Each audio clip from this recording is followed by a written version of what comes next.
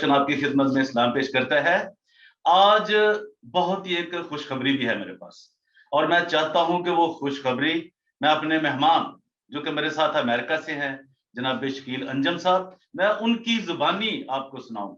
वो हमारे साथ अक्सर होते हैं और वो ब्लास्फेमी केस के मुतालिक जो हमें इंफॉर्मेशन होती है, अमेरिका में जो हमारे दोस्त साथी जो काम कर रहे हैं, उनकी रिहाई के लिए जो पाकिस्तान के अंदर 295A, 295B, 295C और जो एक सिर्फ 295 है, इसके खिलाफ जंग लड़ रहे हैं। जेलों से लोगों को निकालने के लिए, उनको फाइनेंशियल सपोर्ट करने के लिए। लेकिन ये सारी जो हिस्ट्री है वो जनाब शकील अंजम साहब हमें बताएंगे, उस केस के अंतर्गत जो चीजें हैं, उसका फीचर, हर चीज। तो हम गुजारिश करते हैं आपसे कि अगर अभी तक आपने परवेज रोशन का सलाम कबूल नहीं किया तो मेरा सलाम कबूल कीजिए। आप दुनिया में जहां भी हैं, अमेरिका में है, कनाडा में है, ऑस्ट्रेलिया में है, अफगानिस्तान में है, हिंदुस्तान में है, पाकिस्तान में है, मिडल ईस्ट, फारस, दुनिया के किसी भी खित्ते में है, आप समंदर में सफर कर रहे हैं, आपको good morning, good afternoon, good evening बोलता हूं। और ये कहकर आपसे दरख्वास्त करता हूं कि अगर अभी तक आपने डीजीए BKK 2020 जो कि आपका अपना यूट्यूब चैनल है, इसको सब्सक्राइब नहीं किया, लाइक नहीं किया, शेयर नहीं किया, वो जरूर करें, ताकि हर आने वाली नई इंफॉर्मेशन जो है, चाहे वो ब्लास्फेमी लॉ के ऊपर हो, और आपको ये भी बताऊंगा कि ये कैसे सब कुछ खुदा ने मुमकिन किया है। तो आइए हम मिलते हैं अपने मेहमान शकील अंजम साहब ऑफ अमेरिका से कि वो हमें क्या इस बारे मालूमात देते हैं। जो हम वेलकम करते हैं, स्वागत करते हैं जनाब शकील अंजम साहब को। ये अमेरिकन होकर भी ये हमारा दर्द रखते हैं पाकिस्तानियों का, और जो लोग हमारे क्रिश्चियन हैं, जेलों के अंदर हैं, तो जाहिर है एक अमेरिकन का एक बहुत बड़ा क्रेडिट है कि वो हमेशा दुखी लोगों की, जो परसिक्यूटेड चर्च है उसकी और उसके लोगों की केयर करते हैं, उनको दुखों से निकालने की कोशिश करते हैं, उन्हें फाइनेंशियल सपोर्ट करते हैं। तो आज मैं सबसे पहले कि हम उनकी तरफ बढ़े, आपको ये बताना चाहूंगा कि ये जो अभी मैं नाम नहीं बता रहा कि किसकी जमानत हुई है या बेल हुई है, ये वो खुद ही बताएंगे जनाब शकील अंजम साहब जो कि हमारे साथ हैं, अमेरिका से हैं। तो कि मैंने इस शख्स के लिए उसके भाई के साथ मिलकर दुआ की थी, फ्रांसिस के साथ, कि खुदावंद उसे जल्द अज जल्द रिहाई देगा। तो आज ये गवाही भी है कि ये हमारी दुआ सुनी गई है। तो आइए हम अपने मेहमान की तरफ बढ़ते हैं, जनाब शकील अंजम ऑफ अमेरिका से। हम इनको वेलकम करते हैं, खुश आमदीद करते हैं और इनको हम इनका स्वागत भी करते हैं कि आपका स्वागत है लिबर्टी कॉर्नर में, तो हम आपको खुश आमदीद कहते हैं। लेकिन हमारे नए आने वालों के लिए आप एक अपना मुख्तसर सा जो भी चाहते हैं आप अपना इंट्रोडक्शन जरूर करवाएं, ताकि जो नए देखते हैं लोग उन तक आपकी सारी जो इन्फॉर्मेशन है वो पहुंच सके कि आप कौन है, आपका नाम क्या है, कहाँ से हैं आप और आप क्या करते हैं। सीएसओ में सबको सलाम। परवेज रोशन साहब, बहुत बहुत शुक्रिया, आपने मौका दिया एक दफ़ा फिर। मेरा नाम शकील अंजुम है और मैं इज एज ए एक्टिविस्ट और रिलीजियस फ्रीडम का एक अलमबरदार हूँ और यहाँ न्यूयॉर्क यूनाइटेड स्टेट्स से मैं यानी कि ताल्लुक़ रखता हूँ। और सबसे बड़ी बात कि नदीम सैमसन जो ब्लास्फेमी विक्टिम है उसका हकीकी भाई हूँ।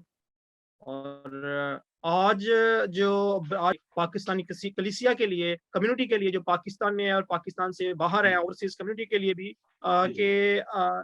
जो हमारे पाकिस्तानी मसीही जो ब्लास्फेमी के जो मुसीबत ज़दा थे, उनमें एक स्टीफन मसीह का नाम शामिल था। जी। स्टीफन मसीह सियालकोट से, ये वही हैं जिनका ज़हनी तवाज़ुन ख़राब था और मेंटली डिसेबल थे।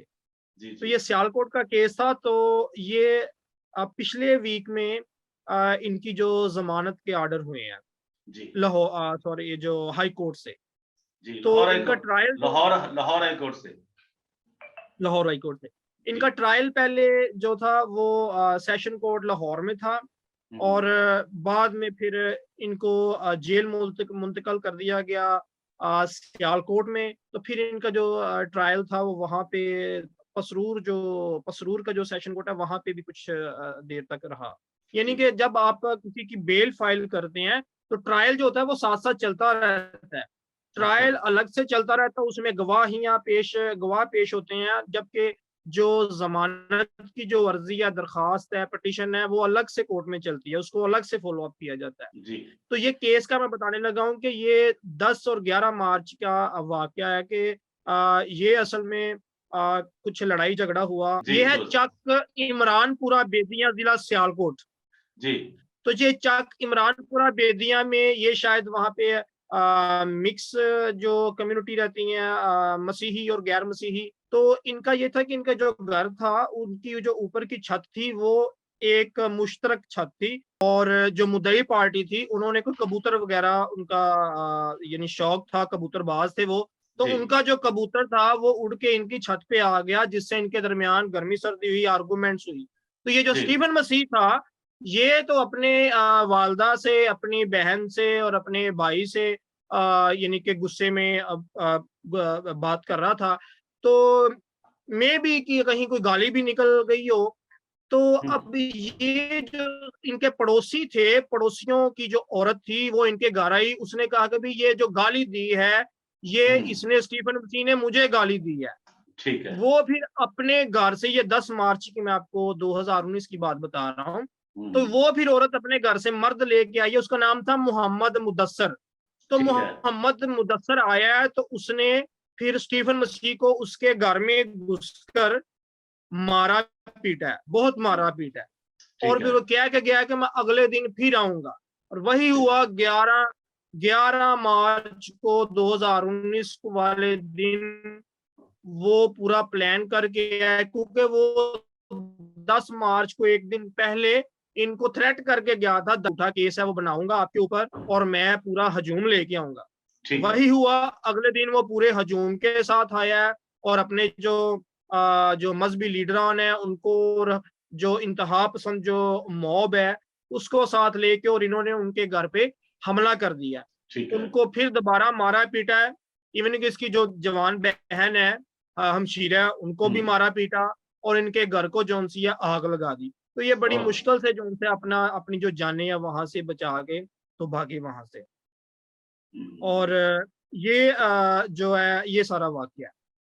चलिए, ये तो आपने बहुत अच्छा बताया, और ये इंटरनेशनल कम्युनिटी को, पाकिस्तान की अदालतों को, पार्लियामेंट को, और जो इसके जिम्मेदार हैं उनको समझना चाहिए कि कितनी मुश्किल में है जो क्रिश्चियन कम्युनिटी खासतौर पे है, किस तरह इन पे मजालम ढाए जाते हैं, और इनको कोई भी चीज बदला लेने के लिए, कुछ भी करने के लिए इस कानून का किस तरह मिसयूज किया जाता है, किस तरह इसको गैर कानूनी तौर पर लोगों को फंसाया जाता है इससे, और उनकी जिंदगियां तबाह हो जाती। एक जिंदगी तबाह नहीं होती, पूरा खानदान, पूरी कम्युनिटी जो है वो तबाही की तरफ जाती है।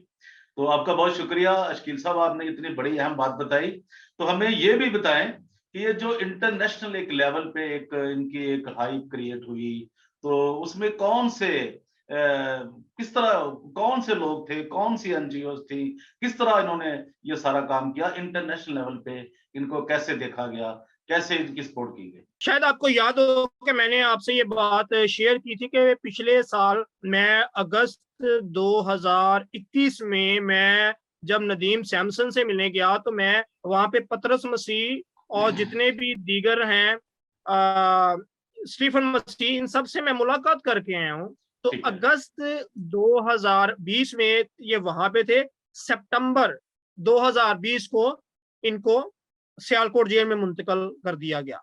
ठीक है। अच्छा, अब अक्टूबर का जो महीना था, अक्टूबर 2021, ये इनके लिए बड़ा जो है मुबारक रहा।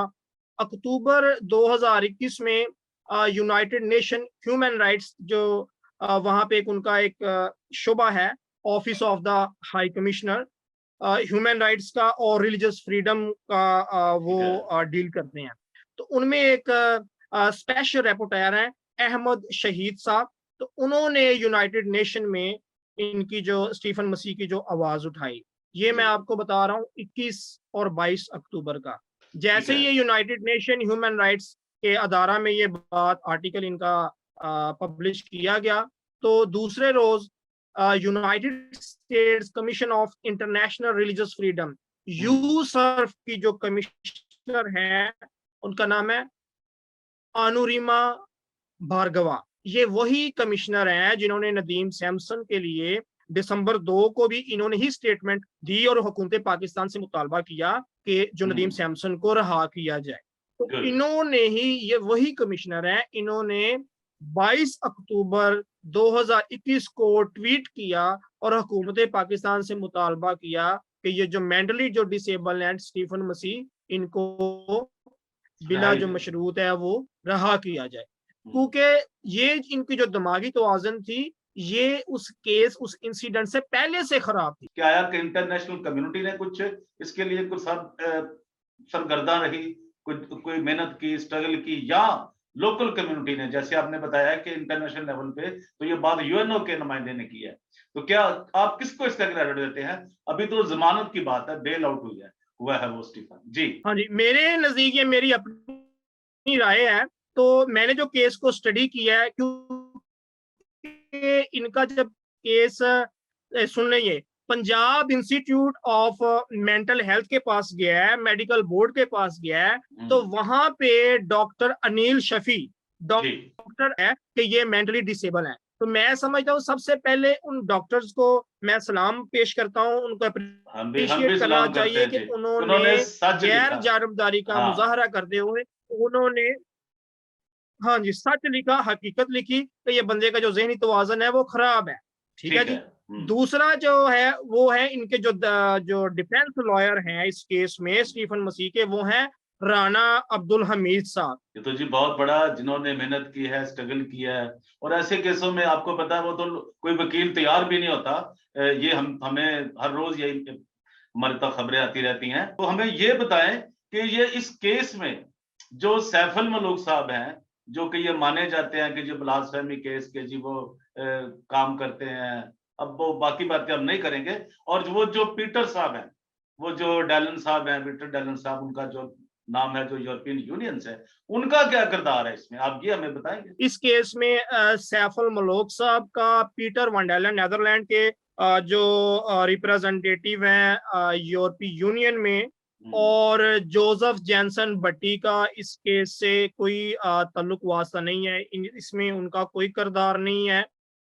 और इसका जैसे कि मैंने आपको पहले बताया है कि आसिया बीबी केस में ये था कि वो इंटरनेशनल प्रेशर था, वहां से सुप्रीम कोर्ट से आसिया बीबी की रिहाई होगी। इस केस में जब मेडिकल बोर्ड ने स्टीफन मसीह को जो मेंटली डिसेबल्ड डिक्लेयर कर दिया, तो ये जनाब हमको पीछे माजी में रिमशा केस की तरफ ले जा रहा है। रिमशा केस में भी वो बच्ची एक तो मेंटली डिसेबल थी, दूसरा वो अंडर एज थी जी। इसी तरीके से ये भी मेंटली डिसेबल केस था, तो इसमें 295 सी के केस में भी ये जमानत 100% मुमकिन थी। और इनको ये भी था कि इनको सुप्रीम कोर्ट जाने की जरूरत नहीं पड़नी थी, ये हाई कोर्ट लाहौर से ही इनकी जमानत मुमकिन थी।